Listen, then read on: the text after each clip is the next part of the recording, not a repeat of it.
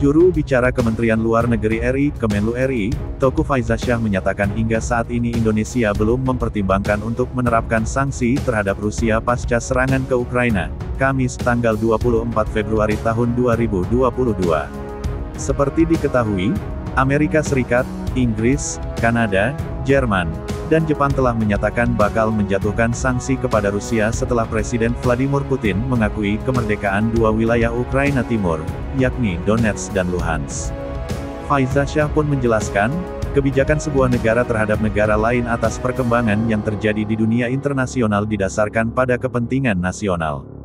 Dan sisi pandang negara itu tidak serta-merta mengikuti langkah-langkah yang diambil oleh suatu negara tertentu dalam menyikapi perkembangan yang terjadi di dunia internasional, kata Faizasyah dalam press briefing yang dilakukan secara daring, Kamis tanggal 25 Februari tahun 2022. Ia pun mengatakan, dalam banyak kasus yang terjadi selama ini, penjatuhan sanksi tidak menyelesaikan masalah atau konflik yang terjadi. Apakah penerapan sanksi bisa menyelesaikan permasalahan? Dalam banyak kasus sanksi-sanksi yang dijatuhkan tidak menyebabkan terselesaikan suatu permasalahan, kata Faizasyah.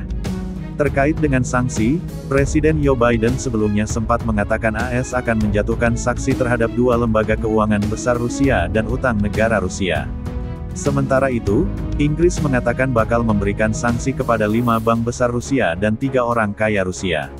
Adapun Jerman menyatakan bakal menghentikan proses sertifikasi pipa gas Nord Stream 2 dari Rusia. Di sisi lain, Kanada menyatakan melarang warga negaranya untuk melakukan transaksi keuangan dengan Luhansk dan Donetsk, serta melarang warga negaranya untuk terlibat dalam pembelian utang negara Rusia. Sementara Jepang bakal melarang penerbitan obligasi Rusia di Jepang dan membekukan aset individu Rusia tertentu serta membatasi perjalanan warga negara Rusia ke Jepang. Indonesia hingga saat ini masih menyuarakan pendekatan damai bagi penyelesaian konflik Rusia dan Ukraina. Faizasyah mengatakan, Indonesia memiliki hubungan kedekatan baik dengan Ukraina dan Rusia. Kedekatan tersebut terbentuk baik kaitannya dengan hubungan perdagangan hingga investasi. Dalam beberapa kesempatan Presiden Joko Widodo dan Menteri Luar Negeri RI Retno Marsudi juga telah menekankan agar negara-negara di dunia tak menambah persoalan di tengah kondisi pandemi COVID-19. Pasalnya, perang antara Rusia dan Ukraina bakal mempersulit proses pemulihan baik dari sisi kesehatan maupun pertumbuhan ekonomi akibat COVID-19.